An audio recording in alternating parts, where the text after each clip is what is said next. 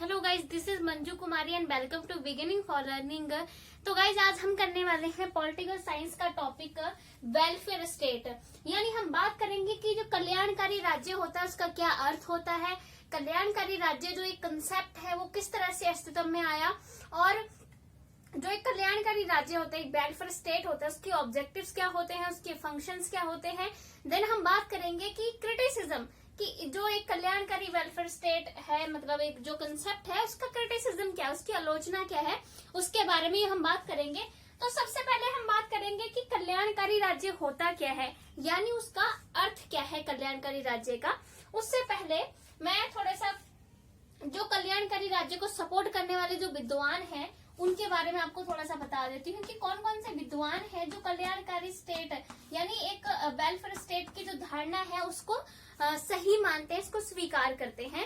तो जैसे अगर मैं बात करूं तो अलग अलग विद्वान जो हैं वो अलग अलग तरह से अपने मत देते हैं कि राज्य को कितने काम करने चाहिए, कौन कौन से काम करने चाहिए, उसको लेकर अलग अलग विद्वानों के अपने अलग अलग मत हैं। कुछ विद्वान कहते हैं कि जो राज्य है उसको सीमित काम जो है वो देने चाहिए, यानी उसको लिमिटेड जो कार्य हैं वही देने चाहिए, क्योंकि वो कहते हैं सीमित कार्य इसलिए देने चाहिए।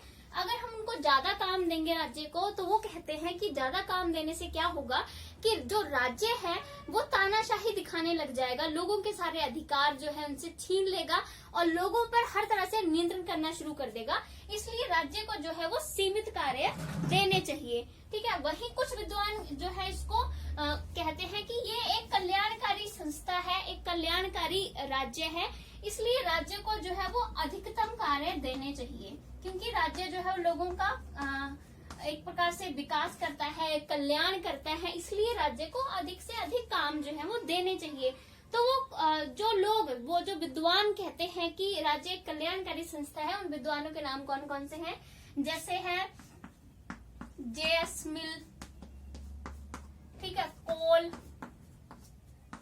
लास्की, वैसे ही J.S. मिल, कोल, लास्की, बार्कर,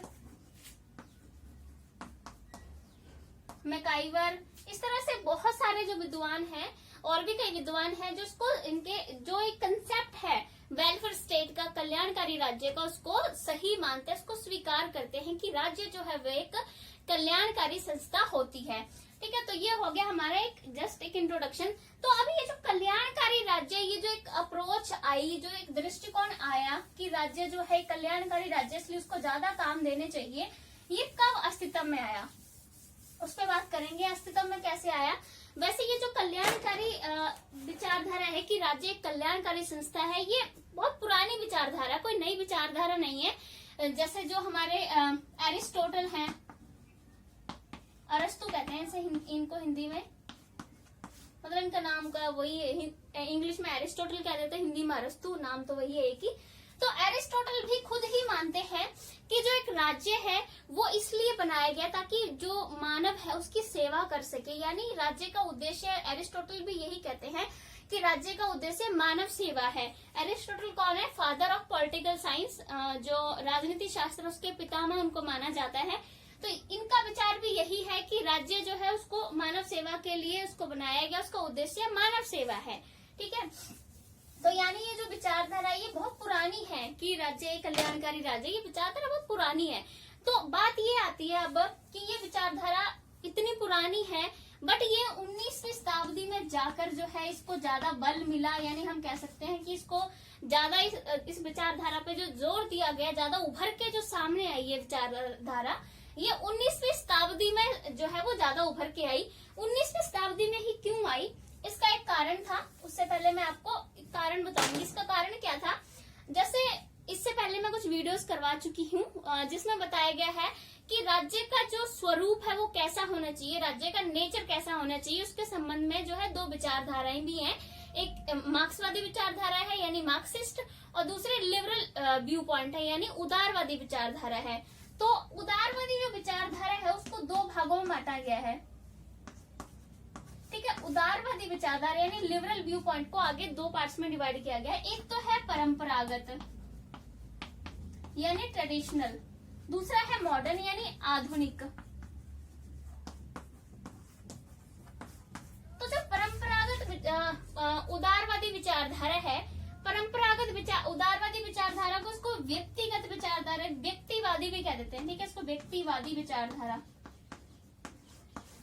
तो ये व्यक्तिवादी जो विचारधारा यानी परंपरागत उदारवादी जो विचारधारा है उसका क्या कहना था, इस विचारधारा की वजह से ही जो है बाद में एक नया कंसेप्ट आया वो समाजवाद का था। कैसे आता है, ये जो विचारधारा है व्यक्तिवादी, ये मानती है कि इसका कहना है कि जो राज्य है वो एक आवश्यक बुराई है, यानी एक नेसेसरी इवल है, एक आवश्यक बुराई मानती है ये राज्य को। और ये कहती है कि राज्य को जो है वो कम कार्य करने चाहिए, उसको मनुष्य को फ्री छोड़ देना चाहिए, यानी leave the man free, less fair यानी खुले व्यापार की बात करती है ये विचारधारा। यानी कि ये विचारधारा कहती है व्यक्तिवादी विचारधारा कि राज्य को कम काम करने चाहिए, उसको काम क्या करने चाहिए, एक तो जो है राज्य को सुरक्षा का काम करना चाहिए, ठीक है, लोगों की जान माल की सुरक्षा करनी चाहिए, दूसरा जो है उसको शांति बनाए रखनी चाहिए, ठीक है, शांति और सुरक्षा के ये दो काम जो है वो राज्य को करने चाहिए। बाकी जो है उसको लोगों पे किस तरह का वो नियंत्रण नहीं रखना चाहिए, खुला व्यापार होना चाहिए, लोग खुद अपना विकास जो है वो करेंगे। क्योंकि ये विचारधारा कहती है कि इस तरह से ज्यादा काम अगर हम राज्य को देंगे तो वो लोगों पर जो है वो नियंत्रण स्थापित कर लेगी, लोगों पर तानाशाही करेगी। तो जब ये विचारधारा इस तरह से इस विचारधारा में आया, तो जब इस विचारधारा को अपनाया गया, इस विचारधारा में यही था ना कि राज्य जो है वो कम हस्तक्षेप करे, तो जब इस वाली विचारधारा को अपनाया गया, व्यक्तिवादी वाली विचारधारा को, तो इससे क्या हुआ कि जो पूंजीपति वर्ग था वो ज्यादा उभरने लगा और उसके बाद पूंजीपति वर्ग का ही एक अपना अलग राज्य जो है वो अस्तित्व में आया। पूंजीपति लोगों ने जो मजदूर वर्ग था उसका बहुत ज्यादा जो है वो शोषण किया, उन पर अत्याचार किया। और जब ऐसे हालात हो गए फिर जाके और बहुत सारे विद्वान जो है वो सामने आए, ठीक है, उसके बाद यानी एक नई विचारधारा आती है उदारवादी के बाद। जब उदारवादी विचारधारा जो थी उससे हालात जो है समाज में खराब हो गए बहुत ज्यादा, क्योंकि पूंजीपति लोगों ने गलत तरीकों से सब तरीके से धन इकट्ठा करना शुरू कर दिया और मजदूरों पर अत्याचार करने शुरू कर दिए। इसके बाद मार्क्सवादी फिर विचारधारा जो आती है, मार्क्सवादी विचारधारा के ऊपर भी मैं जो है वीडियो बना चुकी हूँ, वो आप देख सकते हो। तो मार्क्सवादी विचारधारा फिर क्या कहती है, यही कि पूंजीपति वर्ग को जो है वो खत्म किया जाना चाहिए और जो मजदूर वर्ग है उसको जो है सामने आना चाहिए और इस पूंजीपति वर्ग को जो है वो खत्म करना चाहिए। और फिर जो है ये मार्क्सवादी विचारधारा भी यही मानती है कि जो राज्य है उसको ज्यादा से ज्यादा काम दो, क्योंकि राज्य को ज्यादा काम दोगे तो वो लोगों का कल्याण करेगी। और राज्य को हस्तक्षेप ज्यादा होना चाहिए, मतलब कहने का मतलब है राज्य के काम ज्यादा होने चाहिए। राज्य को जो है वो मजदूरों के काम करने के घंटे डिसाइड करने चाहिए और कैसी परिस्थितियों में वो काम करेंगे वो डिसाइड करने चाहिए। उनकी मजदूरों की सुरक्षा का दायित्व जो है वो, अगर उनकी मौत हो जाती है ना, तो उसकी रिस्पॉन्सिबिलिटी भी कोई ले, तो वो भी जो है मार्क्सवादियों ने कहा कि ये सब होना चाहिए। तब जो है एक नई विचारधारा सामने आती है, वो है समाजवाद। और समाजवाद में बात आती है यही कि राज्य को ज्यादा काम देने चाहिए, राज्य जो है वो कल्याणकारी जो है वो काम करता है। तो यहाँ से जो है इस वजह से जो है ये जो कल्याणकारी राज्य का कंसेप्ट है वो सामने आया, क्योंकि जब उदारवादी विचार, जो परंपरागतवादी उदारवादी यानी व्यक्तिगत विचारधारा के जब बुरे परिणाम हुए, तब जाके जब बहुत सारे विद्वान सामने आए, इन्होंने इस चीज को महसूस किया कि हाँ कुछ बदलाव जो है वो होना चाहिए। तब जो है ये वेलफेयर स्टेट का कंसेप्ट 19वीं शताब्दी में जो है वो सामने आता है। ठीक है, ये तो है इसका कि किस तरह से इसकी शुरुआत हुई वेलफेयर स्टेट की। अब हम लोग बात करेंगे कि वेलफेयर स्टेट है क्या। वेलफेयर स्टेट के मीनिंग हम समझेंगे कि एक कल्याणकारी राज्य होता क्या है, कल्याणकारी राज्य क्या होता है, ये हम सभी इससे पूरी तरह से परिचित हैं, समझते हैं कल्याणकारी राज्य होता क्या है। कल्याणकारी राज्य वो होता है जो एक प्रकार से जो लोग हैं यहाँ, जो समाज में रह रहे हैं, जो राज्य में लोग रह रहे हैं, उनके कल्याण के लिए जो राज्य काम करता है उसे कल्याणकारी राज्य कहते हैं। ठीक है, लोगों का विकास करे, उनका ख्याल रखे। जैसे फॉर एग्जांपल अभी हम अपनी कंट्री में देख सकते हैं, ठीक है, तो कितना जो है वो राज्य जो है वो लोगों के कल्याण के लिए काम करता है। ठीक है, जैसे अगर मैं बात करूं तो राज्य क्या है, सड़कें बनवा रहे हैं, ठीक है, राज्य बनवाता है सड़कें, अस्पताल वगैरह है, ठीक है, ये भी जो है लोगों को सुविधा जो है वो राज्य प्रोवाइड करवाता है। इस तरह से बहुत सारी सुविधाएं हैं, आप देख सकते हो। जैसे कि सड़कें वगैरह, पुल वगैरह बनवा रहे हैं, ठीक है, इस तरह का काम करवा रहे हैं। अस्पताल वगैरह हैं, महामारी वगैरह आती है तब गवर्नमेंट सामने आती है, लोगों को ऐसे जॉब वगैरह प्रोवाइड करवाते हैं, और असमानता ना हो लोगों के साथ में, उसके लिए जो है वो पूरा काम जो है वो किया जाता है, राज्य के द्वारा कानून वगैरह बनाए जाते हैं। तो इस तरह से ये वेलफेयर स्टेट है कि लोगों के कल्याण के लिए काम कर रहा है। और कल्याण के लिए काम का ये नहीं कि किसी एक वर्ग के कल्याण की बात हो रही है, यहाँ पूरे जो राज्य में जितने भी लोग रह रहे हैं उनके एक समान कल्याण की बात हो रही है, कि किसी को भी जो है ऊपर नहीं रखा जाएगा, किसी को नीचे नहीं रखा जाएगा, सबको एक समान रखा जाएगा, जिसमें सभी लोगों के कल्याण की बात होगी, चाहे वो अमीर हो, गरीब हो, किसी जाति के आधार पर कोई भेदभाव नहीं किया जाएगा, रंग रूप के आधार पर भी किसी तरह का कोई भेदभाव किसी के साथ नहीं किया जाएगा। और कल्याणकारी राज्य में इस बात का भी ख्याल रखा जाता है कि जो दबे हुए वर्ग है, बहुत जिनके हालात बहुत ही खराब है, जैसे इंडिया में पिछड़ी जो वर्ग हैं, जैसे अनुसूचित जनजातियां, अनुसूचित जातियां, तो उनके कल्याण के लिए भी जो है गवर्नमेंट थोड़ा स्पेशल काम कर सकती है, सो दैट कि उनको भी बाकी समाज के जो लोग हैं उनके बराबर लाया जा सके।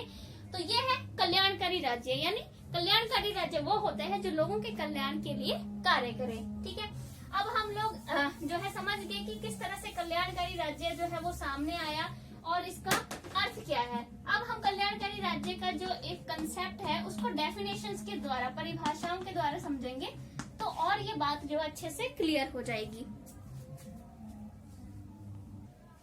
तो ये जो पहली परिभाषा है वो है कैंट के अनुसार। कैंट क्या कहते हैं, ये अपने विचार प्रस्तुत करते हैं, कहते हैं कि कल्याणकारी राज्य वह राज्य है जो अपने नागरिकों को अधिकतम सामाजिक सेवाएं प्रदान करता है। यानी सामाजिक सेवाएं यानी जो सोसाइटी में रहने के लिए आवश्यक जो सेवाएं होती हैं वो जो लोगों को देता है, वही जो राज्य है वो एक कल्याणकारी राज्य कहलाता है। सामाजिक सेवाएं आपको पता ही है, सड़क वगैरह, अस्पताल वगैरह चीजें होते हैं, रोटी कपड़ा मकान, इस तरह की जो चीजें हैं वो अगर एक राज्य प्रदान करवाता है अपने लोगों को तो वो जो है कल्याणकारी राज्य है। तो ये है पहली परिभाषा, इससे यही जो है वो क्लियर हो जाता है पूरी इस परिभाषा से कि एक कल्याणकारी राज्य क्या होता है। तो हम डिस्कस करेंगे कि जो एक वेलफेयर स्टेट होता है, जो एक कल्याणकारी राज्य होता है, उसके उद्देश्य क्या होते हैं, यानी ये कल्याणकारी राज्य के ऑब्जेक्टिव्स क्या हैं, उसके बारे में हम बात करेंगे। तो इसका पहला जो ऑब्जेक्टिव है वो है इकोनॉमिक सिक्योरिटी, आर्थिक सुरक्षा, इकोनॉमिक सिक्योरिटी। ठीक है, आर्थिक सुरक्षा। तो कल्याणकारी राज्य का जो पहला उद्देश्य है वो है आर्थिक सुरक्षा लोगों को प्रदान करना। आर्थिक सुरक्षा का मतलब क्या है, सबसे पहले तो जो कोई भी एक राज्य है उसको लोगों के जो बेसिक जरूरत होती है, जो बेसिक नीड्स होती है वो पूरी करनी चाहिए। और बेसिक नीड्स कौन सी होती है, रोटी कपड़ा मकान, ये जो है वो बेसिक नीड्स होती हैं। तो पहली बात तो है कि एक राज्य को लोगों को ये चीजें जो है वो प्रोवाइड करवानी चाहिए, रोटी कपड़ा मकान, बेसिक चीजें, क्योंकि जब लोगों की जो बेसिक जरूरतें हैं जब वो पूरी होंगी तभी जो है वो अपने किसी भी जो राजनीतिक उनके अधिकार हैं या उनके कोई और भी जो अधिकार हैं उनको तभी जो है वो प्रयोग कर पाएंगे जब उनके जो बेसिक नीड्स है वो पूरी होंगी। अगर लोगों की बेसिक नीड्स ही पूरी नहीं है तो वो अपने रोटी कपड़ा मकान के चक्कर में ही लगे रहेंगे, उसी के लिए पैसा जुटाते रहेंगे और उनको अपने अधिकारों वगैरह का प्रयोग करना या उनके बारे में पता नहीं चलेगा, क्योंकि लोगों को अपने पहले बेसिक नीड्स पूरे करने पर ध्यान देना होगा। तो इसलिए एक राज्य को पहले लोगों की जो आधारभूत आवश्यकताएं हैं उनको पूरा करना चाहिए, फिर उसके बाद तभी आप उनको किसी भी तरह का कोई अधिकार दे रहे हो, राजनीतिक अधिकार दे रहे हो, वो तभी जो है उसका कोई महत्व रहेगा। ठीक है, तो एक आर्थिक सुरक्षा किस किस तरह की एक राज्य जो है वो प्रोवाइड कर सकता है और करता है।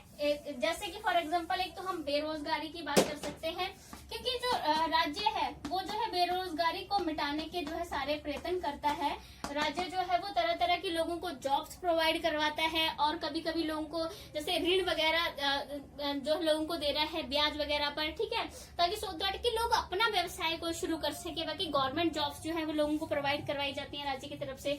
आपने देखा कितने कॉम्पिटेटिव एग्जाम्स जो है वो गवर्नमेंट ऑर्गेनाइज करती है, टीचर की जॉब है, डॉक्टर की जॉब है, बहुत सारी जॉब्स हैं ऐसी, ठीक है, एसएससी वगैरह की। तो इस तरह से जो गवर्नमेंट है वो बेरोजगारी खत्म करने की कोशिश करती है। वेलफेयर स्टेट जो है मेन उसका एक मकसद होता है कि बेरोजगारी को खत्म करे, ठीक है, लोगों को, क्योंकि बेरोजगारी खत्म नहीं होगी, लोगों के पास काम नहीं होगा, तो लोगों के पास काम नहीं होगा तो बेसिक जरूरतों में ही लगे रह जाएंगे, ना देश का डेवलपमेंट होगा कुछ, और जो है वो लोगों भूखमरी जैसी सिचुएशन आ जाएगी अगर उनके पास कोई काम नहीं होगा तो। इसलिए जो है पहला जो उसका उद्देश्य है बेरोजगारी को खत्म करना।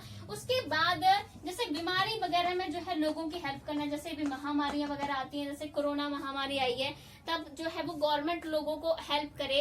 जैसे अभी लॉकडाउन लगा था तो खाने पीने की चीजें लोगों को दी गई, क्योंकि लोगों के पास काम खत्म हो गया था, काम बंद हो गया था, तो पैसे नहीं आ रहे थे, पैसे नहीं तो खाना कहाँ से आएगा। फिर लोगों को मास्क वगैरह डिस्ट्रीब्यूट किए गए, जो बेसिक चीजें थी लोगों के बांटी गई, खाने की जो सामान है वो बांटा गया, लोगों को वैक्सीनेशन के लिए फ्री वैक्सीनेशन गवर्नमेंट ने जो है प्रोवाइड करवाई है। तो इस तरह की जो बीमारी में जो लोगों को हेल्प करनी चाहिए वो भी जो है वो इसका एक मेन मकसद होता है कल्याणकारी राज्य का, ठीक है। बाकी जैसे बुढ़ापे में, अब बुढ़ापे में आपको पता है कि जो लोग, युवा लोग जितना काम कर सकते हैं, जितनी उनकी एनर्जी होती है, जो पावर होती है, वो बूढ़े लोगों में नहीं होती है। उनके जो शरीर है वो उतना मजबूत नहीं रह जाता है बुढ़ापे में। आपको पता है कोई काम सही से नहीं होते हैं, हमारी आंखें वगैरह भी जो है वो बुढ़ापे में कमजोर हो जाती है, शरीर पूरा कमजोर हो जाता है। तो बुढ़ापे में जैसे कई जो आजकल बड़ा ऐसे ट्रेंड टाइप ही चला दिया है कि जो बच्चे हैं वो अपने बूढ़े माँ बाप के साथ नहीं रहते हैं, तब वो खुद तो कमा नहीं सकते, खुद काम नहीं कर सकते, तो गवर्नमेंट को बुढ़ापे में उनकी हेल्प करनी चाहिए। जैसे आपको पता ही है ऐसे वृद्धाश्रम वगैरह जो है वो चलाए गए हैं गवर्नमेंट के जरिए, तो सो दैट कि बूढ़े लोगों की भी हेल्प जो है की जा सके। उन्हें बुढ़ापे में कई तरह की बीमारियां भी बहुत ज्यादा ही लगती हैं, तो इस सब चीज की फैसिलिटी जो है उनको लोगों को प्रोवाइड करवाना, ठीक है। तो ये भी जो है वो इस तरह से आर्थिक जो सुरक्षा है लोगों को देनी चाहिए राज्य के द्वारा, एक कल्याणकारी राज्य के द्वारा, ये उसका जो है वो मेन मकसद होता है, ठीक है। बाकी जो अगर मैं बात करूं तो जैसे अभी जो जॉब वगैरह है, कोई नौकरी वगैरह दे रहे हैं, तो उसका उद्देश्य रहता है कल्याणकारी राज्य का कि लोगों को नौकरी देते हुए उनके साथ किसी तरह का कोई भेदभाव ना हो, धर्म, जाति, भाषा, किसी भी आधार पर जो है लोगों के साथ भेदभाव ना हो, लोगों को जो है उनकी योग्यता के आधार पर जो है उनको नौकरी दी जाए, उनको योग्यता के आधार पर उनको कोई पद दिया जाए, ठीक है। और इस तरह से भेदभाव अस्पृश्यता करके जो है कुछ अगर करेंगे तो जो लोग हैं उनका सही से कल्याण नहीं हो पाएगा। इसलिए नौकरी देते हुए योग्यता को आगे रखना चाहिए, ना कि आप रिश्तेदारी वगैरह या जाति धर्म कुछ भी आगे रख रहे हो, वो नहीं करना चाहिए। तो ये जो है उसका एक ये उद्देश्य होता है कि इस चीज में वो बना के रखे। बाकी इसका एक उद्देश्य होता है आर्थिक सुरक्षा प्रोवाइड करना, कि लोग जो भी अपना धन कमा रहे हैं वो उसको अपने पास रख सके, उसकी सुरक्षा जो है वो गवर्नमेंट जो उनको प्रोवाइड कराए, ठीक है। अब ये थोड़ी है कि किसी ने अपना धन कमाया, पूरा घर वगैरह सब बनाया, कोई भी आया बाहर से और उनको आराम से लूट के लेकर, किसी ने कुछ नहीं कहा, तो गवर्नमेंट उनको धन उनके उसकी भी सुरक्षा प्रोवाइड करवाती है, बैंक वगैरह दिए हैं लोगों को, और ऐसे चोरी हो जाती है तो पुलिस में आप जा सकते हो, कानून उनकी हेल्प करता है ना। तो इस तरह से ये आर्थिक सुरक्षा जो है वो लोगों को दी जाए कि अपना धन भी जो है वो इकट्ठा कर सके। ये नहीं कि गवर्नमेंट उनका से धन में कुछ हो जाता है चोरी वगैरह तो हेल्प ही ना करे। तो ये पहला जो है इसका ऑब्जेक्टिव है कि आर्थिक सुरक्षा जो है वो लोगों को दी जाए वेलफेयर स्टेट का, ठीक है। तो आर्थिक सुरक्षा जो है सबसे पहला वो आता है। बाकी जैसे लोग कोई भी व्यवसाय कर रहे हैं, खेती बाड़ी वगैरह कर रहे हैं, कुछ कर रहे हैं, तो उनको ऋण दिया जाए सरकार के द्वारा, ठीक है। तो वहां पर भी जो है जैसे किसानों का ऋण वगैरह माफ की बात आती है, क्योंकि किसान कभी ज्यादा जो है वो ऋण में दब जाते हैं और सुसाइड वगैरह के जो है केसेस आते हैं, तब उनका ऋण वगैरह माफ करना और भंडारण वगैरह जो है वो सरकार को जो है वो वेलफेयर स्टेट को जो है करके रखना चाहिए। जैसे कभी कोई विपदा आती है, ठीक है, जैसे बुरी स्थितियां आती हैं, बाढ़ वगैरह आ गई, ठीक है, कहीं भूकंप आ गया, कुछ जब बुरे हालात होते, जब खाने के लिए कुछ ना बचे, तब भंडारण में से लोगों की जो है वो हेल्प करनी चाहिए खाने पीने के लिए। तो ऐसे बहुत सारे आर्थिक काम है जो गवर्नमेंट को जो है वो करने चाहिए, लोगों की आर्थिक सुरक्षा जो है प्रोवाइड करनी चाहिए, ठीक है। तो ये है इसका पहला ऑब्जेक्टिव। तो क्योंकि आर्थिक सुरक्षा राज्य ही प्रोवाइड कर सकता है, हर किसी व्यक्ति के पास उतनी कैपेबिलिटी नहीं होती है कि वो अपनी खुद की आर्थिक सुरक्षा जो है वो कर सके। कि कुछ लोग तो अमीर हैं, अपने पता नहीं क्या क्या वो अलग अलग तरह से जो है सिक्योरिटी जो है वो खुद अरेंज कर सकते हैं, बट जो लोग गरीब हैं वो अपनी सिक्योरिटी कैसे अरेंज करेंगे? अगर गवर्नमेंट को जॉब ही नहीं प्रोवाइड करवाएगी तो कब तक जो है वो गरीब लोग इस तरह से रह सकते हैं, है ना। तो जॉब भी लोगों को चाहिए, काम चाहिए, उनको पैसा चाहिए खाने पीने के लिए। तो ये है पहला ऑब्जेक्टिव। देन सेकंड है पॉलिटिकल सिक्योरिटी।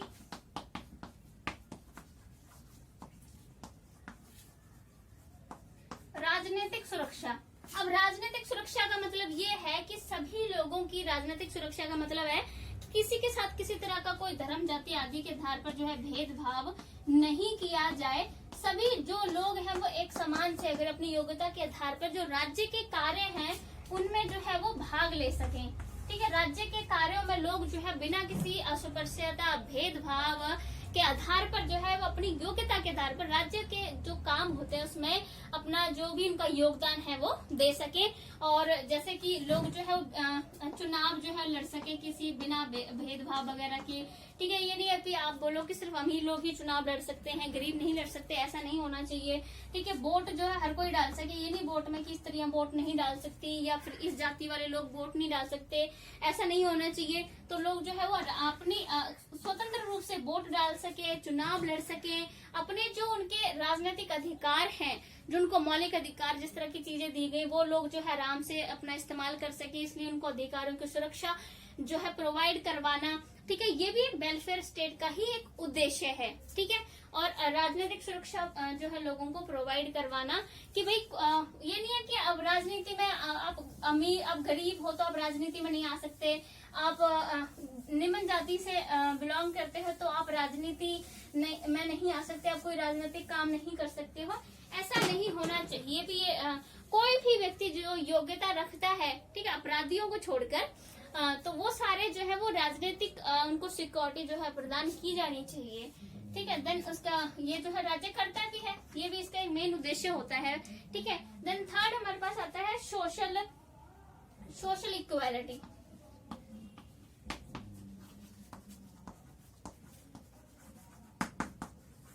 सामाजिक समानता। सामाजिक समानता जो है वो एक वेलफेयर स्टेट का बहुत ही महत्वपूर्ण उद्देश्य है, क्योंकि हमारे इंडिया में स्पेशली सामाजिक असमानता बहुत ज्यादा देखने को जो है मिली है। क्योंकि वही वर्ण व्यवस्था, आपने पता है कि उस टाइम वर्ण व्यवस्था बना दी, और वर्ण व्यवस्था में जो शूद्रास थे उनके साथ बहुत ज्यादा ही जो है वो बुरा व्यवहार एक प्रकार से हम कह सकते हैं कि किया गया था, अत्याचार किए गए थे, उनपे अस्पृश्यता उनके साथ की गई थी। तो इस तरह से एक असमानता जो है वो समाज में रही कि निम्न जाति वाले लोगों के साथ गलत व्यवहार किया गया, उनको कुएं से पानी नहीं भरने दिया जाता, उनको जो बेसिक नीड्स है पानी वो भी लोगों को नहीं भरने दिया जाता था। ठीक है, तो इस तरह से जो है सोशल जो मतलब कि असमानता जो समाज में फैली, उस चीज को जो है वो खत्म करना जो है वेलफेयर स्टेट का बहुत ही महत्वपूर्ण उद्देश्य है। क्योंकि जब वो असमानता, भेदभाव, असमानता ऐसी चीजों को खत्म कर देगा तभी जो है एक राज्य का विकास भी हो सकेगा, नहीं तो कुछ लोग ही तरक्की करेंगे और कुछ लोग बिल्कुल ही पिछड़े ही रह जाएंगे। तभी तो आपको पता है कि सोशल इक्वालिटी प्रोवाइड कराने के लिए कानून बनाए गए हैं, और कानून में बोला गया कि कानून जो है वो सभी के लिए समान है, चाहे फिर कोई भी किसी भी जाति से बिलोंग करता हो, अमीर हो, गरीब हो, सबके लिए कानून जो है समान है। तभी अगर कानून समान होंगे तभी जो है वो सामाजिक समानता जो है वो सोसाइटी में आ सकती है, एक राज्य में, तभी लोग जो नागरिक हैं वो उनमें समानता लाई जा सकती है। और वैसे जो सोशल इक्वालिटी बनाए रखने के लिए और भी गवर्नमेंट ने बहुत सारे जो है वो कानून बनाए हैं, बहुत सारे और ऐसी कदम जो है वो उठाए हैं ताकि जो लोग हैं उनमें समानता स्थापित की जा सके, किसी तरह किसी आधार पर भेदभाव ना हो। ठीक है, जैसे अभी सोशल उसके लिए न्यायपालिका भी स्थापित जो है वो कर रखी है वेलफेयर स्टेट में। जैसे हम इंडिया की बात करें तो सो दैट कि अगर न्याय प्राप्त करना है तो न्यायपालिका के पास जो है वो जा सके, उनके साथ कोई अत्याचार हुआ तो न्यायपालिका के पास जाकर वो गुहार लगा सकते हैं। तो वेलफेयर स्टेट का जो मेन मकसद ये होता है कि सोशल इक्वालिटी बनाई जाए। जैसे पूंजीपति राज्य में हुआ कि वहाँ पूंजीपतियों के हाथ में ही सारे जो साधन थे, उत्पादन के साधन उनके हाथ में थे, काम मजदूर वर्ग कर रहे थे, पैसा मजदूर वर्ग जमा इकट्ठा कर रहे थे, मतलब कमा हो रहे थे, और सारा पैसा ले कौन रहा था? पूंजीपति वर्ग। और पूंजीपति वर्ग आराम कर रहा था, मजदूर वर्ग जो है वो काम कर रहा था। तो इसलिए ऐसा कुछ नहीं होना चाहिए, सोशल इनजस्टिस है ये। सोशल जस्टिस क्रिएट करना एक वेलफेयर स्टेट का जो है सबसे मुख्य कार्य जो हम कह सकते हैं। देन हमारे पास फिफ्थ पॉइंट आता है इंटरनेशनल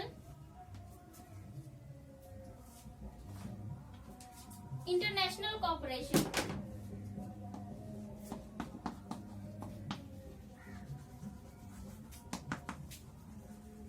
इंटरनेशनल कॉपरेशन में क्या आता है? इंटरनेशनल कॉपरेशन यानी अंतर्राष्ट्रीय सहयोग। तो ये अंतर्राष्ट्रीय सहयोग में क्या कहते हैं? ये कहते हैं कि जो एक वेलफेयर स्टेट है उसका जो है वो अंतर्राष्ट्रीय सहयोग बनाना भी ही जो है इसका एक मेन उद्देश्य होना चाहिए। क्योंकि कोई भी जो राज्य है, देखो बहुत सारी ऐसी जो समस्याएं आती हैं जो एक राज्य नहीं सुलझा सकता है। जैसे बहुत सारी समस्या, जैसे आतंकवाद की समस्या है, कोई एक देश जो है वो नहीं इसको जो है इस पर कंट्रोल पा सकता है। पर्यावरण की बहुत सारी ऐसी समस्याएं हैं जिसमें कोई एक देश जो है वो आगे आकर अकेला उस पर्यावरण की समस्या को खत्म नहीं कर सकता है। जैसे आतंकवाद आप ये देख रहे हो अफगानिस्तान में, कि अगर अफगानिस्तान ने दूसरे देशों के साथ में अच्छे रिलेशन बनाए होते, बहुत एक दूसरे की हेल्प की होती, तो उसके हेल्प के लिए बहुत सारे देश सामने आते जो कि अभी नहीं आए। तो इसलिए इंटरनेशनल कोऑपरेशन भी बहुत जरूरी है कि दूसरे देशों के साथ अच्छे संबंध बनाए जाए, सहयोग के संबंध बनाए जाए, सो दैट कि जब आपके ऊपर मुसीबत आए तो दूसरे देश आपकी हेल्प जो है वो कर सके। और पर्यावरण में जो ऐसी समस्याएं आ रही है, जैसे प्रदूषण की समस्या आ रही है, और भी बहुत सारी जो एक पर्यावरणीय जो एक प्रकार से जो आपदाएं आती हैं, तब जो है वो हेल्प के लिए जो है वो कौन आएगा। जैसे हम बोलते हैं कि हम रह रहे हैं तो हमें किसी हमें मुसीबत में होते हैं तो हमारे अड़ोसी पड़ोसी ही हमारे हेल्प के लिए आते हैं, और वही पड़ोसी हमारे हेल्प के लिए आते हैं जिनके साथ हमने अच्छे रिलेशन रखे हैं, जिनके साथ हमारा लड़ाई झगड़ा अच्छे से हम बात नहीं करते, वो पड़ोसी हमारी हेल्प के लिए क्यों आएगा। तो वही देशों का है कि हमारे जो देशों के जो पड़ोसी देश होते हैं वो तभी हेल्प के लिए आएंगे जब हमने उनके साथ शांति का, कोऑपरेशन का रिलेशन जो है वो बनाया होगा, तभी वो हमारी किसी मुसीबत में जो है वो सामने आएंगे। तो इसलिए एक जो वेलफेयर स्टेट है वो यही कहता है कि जो कोई भी कंट्रीज है उनको अपनी जो आसपास की कंट्रीज है, इवन आसपास की क्यों, ऑलमोस्ट जितनी कंट्रीज सबके साथ अच्छे रिलेशन रखने चाहिए, किसी को अपना दुश्मन नहीं जो है वो बनाना चाहिए। द नेक्स्ट पॉइंट आता है पब्लिक वेलफेयर। पब्लिक वेलफेयर में क्या है, जनता के कल्याण की बात जो है वो की जाती है, और जो एक वेलफेयर स्टेट होता है वो पब्लिक वेलफेयर के लिए बहुत सारे कार्य जो है वो करता है। जैसे पब्लिक वेलफेयर के लिए आप अपने आसपास में देख सकते हो गवर्नमेंट कौन कौन से काम कर रही है, ठीक है, सड़कें, पुल वगैरह सब कुछ बनवा रहे हैं, गार्डन्स वगैरह बनवाते हैं, अस्पताल, डिस्पेंसरी वगैरह बनवाई जा रही है, ठीक है। और जैसे जो पब्लिक ट्रांसपोर्ट है, हर किसी के पास अपनी गाड़ी बाइक तो नहीं है, तो पब्लिक ट्रांसपोर्ट जो है वो एक जो राज्य है वो प्रोवाइड करवा रहा है, ठीक है। और भी कितनी सारी सुविधाएं हैं जो हमें राज्य से ही मिलती हैं, हर एक व्यक्ति खुद उस सुविधाओं को अरेंज नहीं कर सकता है। तो पब्लिक वेलफेयर के लिए जो है वो काम भी किए जाते हैं। आप अपने आसपास को देख के बहुत सारे गवर्नमेंट के द्वारा, राज्य के द्वारा किए गए काम है जो हम देख सकते हैं, ठीक है। तो ये है कि पब्लिक वेलफेयर भी जो है वो इसका एक मेन उद्देश्य है कि लोगों का कल्याण करना है, लोगों में समानता लेके आनी है, यहाँ से असमानता जो है वो राज्य से समाप्त करना इसका मेन उद्देश्य है। देन उसके बाद आता है कल्चरल डेवलपमेंट, सांस्कृतिक विकास।